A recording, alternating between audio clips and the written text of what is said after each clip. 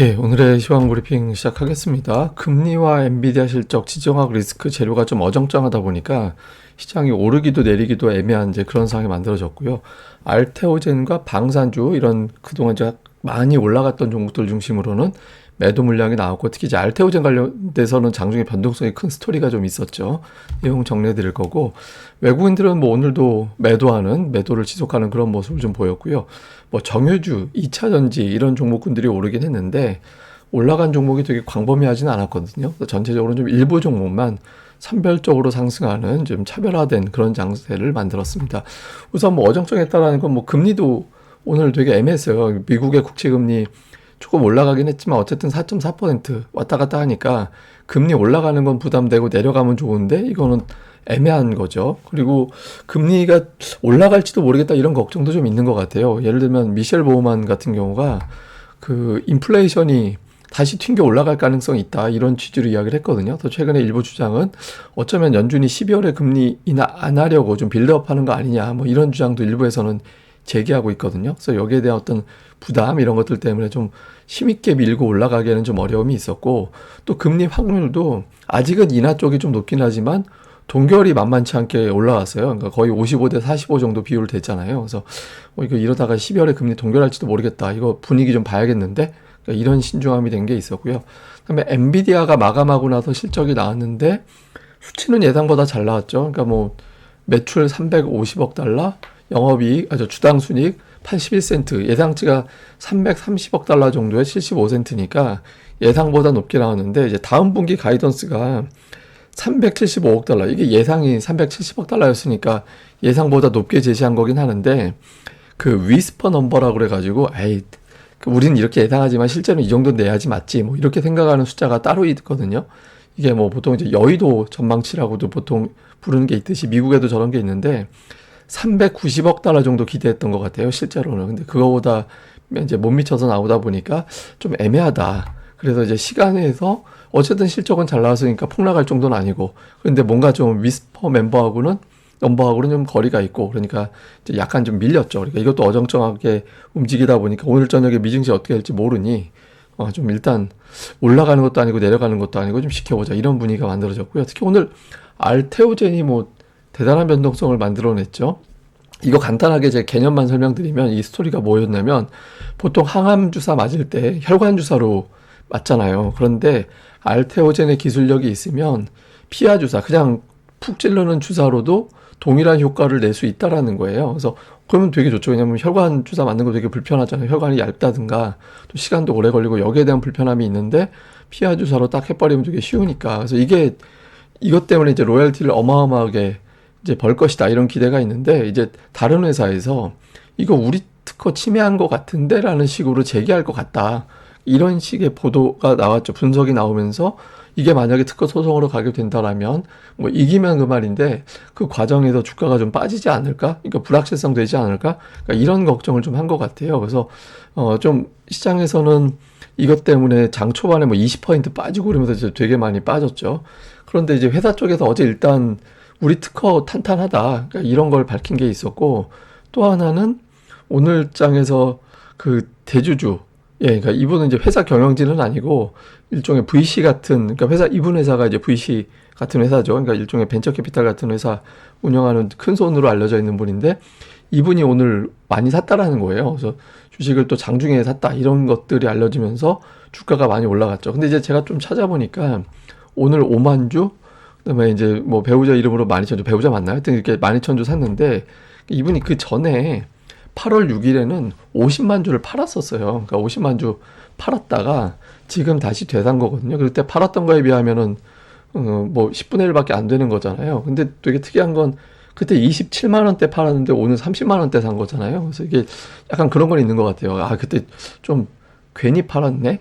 괜히 줄였네? 뭐 이런 생각이 있어서 그런지 모르겠는데 오늘 어쨌든 되사긴 했거든요. 근데 이 사람이 뭐 이렇게 굉장히 계속적으로 사들였던 사람이 아니라 한때는 뭐 주식 팔기도 했던 사람이라서 뭐 계속해서 이제 어떻게 할지는 잘 모르겠죠. 근데 어쨌든 투자들이 느끼기에는 빠지자마자 대주주가 굉장히 큰 돈이잖아요. 그 30만 원대 주식을 5만 주 사는 건 굉장히 큰 돈을 쓴 거죠. 그래서 이거 자신감이 있나 보다 이렇게 해석을 했고, 또 이제 마감하고 나서는 또 회사에서 이제 발행하려고 하는 일종의 채권, 그 발행 계획 아직까지는 없다. 또 이렇게 이제 언급을 하면서 낙폭을 줄이는 그런 움직임은 나왔습니다.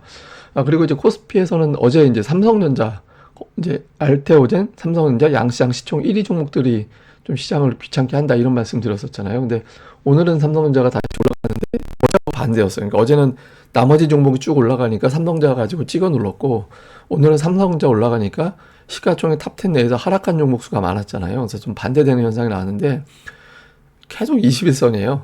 예, 돌고 돌아 계속 21선이거든요. 이걸 돌파하고 안착하고 힘있게 저 61선까지 밀고 올라가면 이제 외국인들 선물이 딸려가면서 좀 지수가 더 올라갈 수 있을 건데 어쨌든 좀 지켜봐야겠죠. 근데 이제 수급이 보시면 연기금이 계속 매수하고 있거든요. 그러니까 연기금은 생각해 보면 제가 뭐 연기금 매수하는 이유 한번 말씀을 드린 적은 있죠. 그러니까 올해 우리 증시가 빠지면서 연기금의 어떤 포트폴리오 배분상 한국 증시 비율이 낮아졌을 거고, 그러면 이제 주식 매수할 여유가 생긴 게 하나가 있을 거고, 그리고 삼성전자 지분율 거의 8% 가까이 되잖아요. 근데 이게 막 400조 원 넘어가던 종목이 300조 원이 돼버리면 지분 가치가 턱없이 떨어져 버리죠. 그러니까 이 지분 가치 끌어올리기 위한 어떤 역할도 좀 일부 있겠죠. 그래서 어쨌든 연기금이 계속 매수하고 있어서 이런 매수를 하다 보면 하락 쪽 베팅하려고 하는 쪽에서는 좀 부담이 될 수밖에 없거든요. 그래서 이런 것들도 부분적으로 영향을 준 것 같습니다. 자, 특징주로는 그동안에 좀 많이 올랐던 종목들, 예를 들면 뭐 방산주가 최근에 계속 빠지고 있고, 그런데 중요한 61선에선 꼬리 다는 건 좀 의미도 있어 보이고요. 그 다음에 조선주도 트럼프 효과로 올라갔던 종목인데 이것도 역시 오늘 장에서는 빠졌죠. 근데 또 5일선에서는 꼬리 달고 올라가는 움직임이 보였고, 반면에 이제 은근하게 그냥 꾸역꾸역 올라오고 있는, 양봉 내고 있는 종목이 2차전지. 그러니까 약간 알테오젠이 부진하면서 제가 그 자금이 다른 쪽으로 좀 분산될 거다. 근데 시총 비율상 또는 그러니까 합산 시총상 감안해 보면은 2차 전지 또는 반도체, 그러니까 그쪽으로 갈 가능성도 있어 보이는데 뭐 아예 그냥 다시 제약으로 들어갈 수도 있는 거고, 근데 일단은 일부는 아마 2차 전지로 좀 들어간 것 같기도 합니다. 근데 이건 계속 좀 추적을 해봐야겠죠. 그래서 오늘은 뭐 많이 오른 종목들 쪽보다는 낙폭주 쪽이 조금 더 이제 분전하는 그런 모습을 보였습니다. 수급에서는 뭐 외국인 양시장 다 팔고 선물도 팔고, 예, 근데 이제 다만 풋옵션을 팔았다라는 거는 조금 의미는 있습니다. 그러니까 일방적으로 하락 쪽으로만 몰아가는 것 같진 않아요.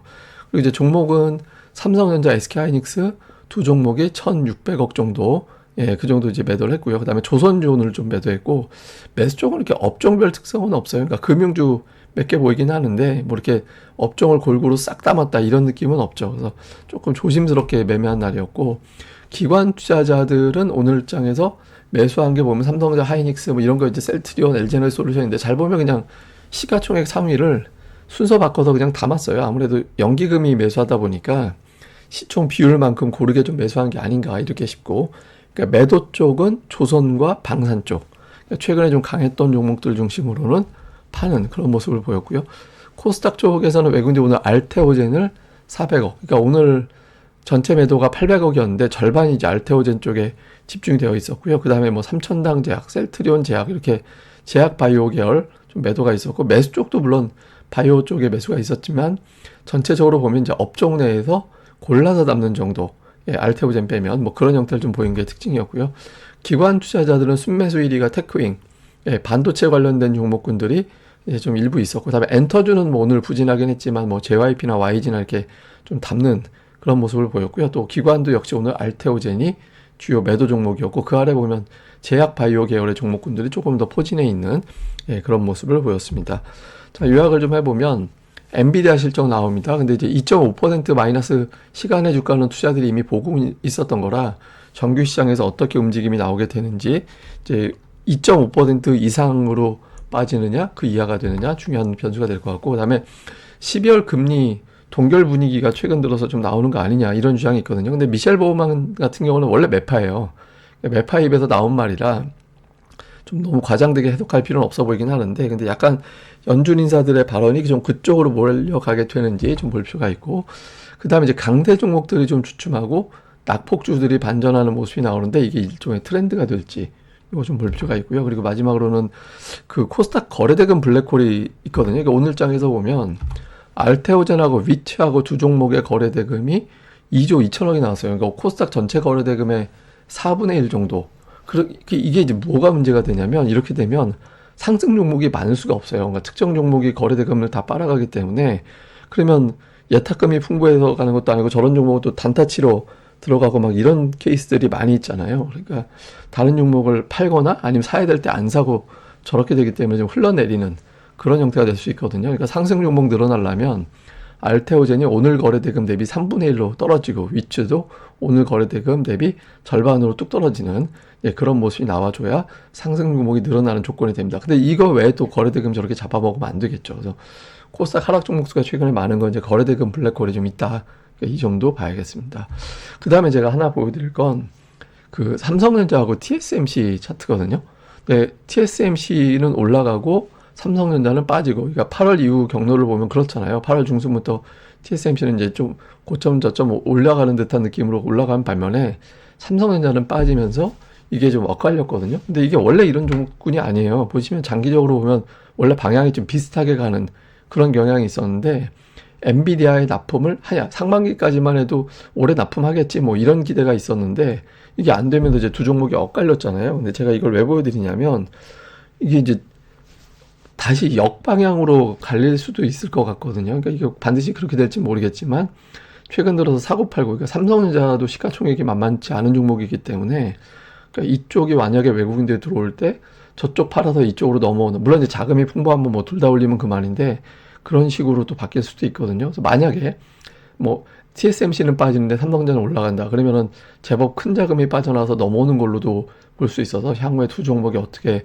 이제 움직임이 나오는지 요 구도도 좀 계속해서 체크를 해볼 필요는 있는 것 같습니다. 원래 이제 제가 한국 증시에 대한 외국계 증권사에서 비중 축소한 거 뭐 이런 거 준비한 게 있는데 이건 제가 내일 이후에 다시 한번 설명드리도록 하겠습니다. 예, 그럼 또 하루 또 잘 보내시고요. 저는 다음에 뵙겠습니다. 이 방송 구독하기 그리고 좋아요까지 꼭 부탁드립니다. 감사합니다.